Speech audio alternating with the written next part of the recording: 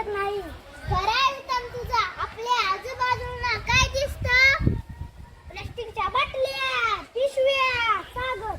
मैदानाच्या कडेला बागेमध्ये सगळीकडे हा प्लास्टिकचा कचरा दिसतो. यावर काहीतरी उपाय केला पाहिजे. काय करूया बरं?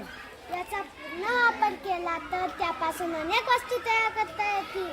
मी तर म्हणते या प्लास्टिकचा रत्नाला पळवून लावलं पाहिजे. प्लास्टिक पिशवी बदली कापडी पिशवी वापरा. पाण्यासाठी स्टीलची बाटली वापरा.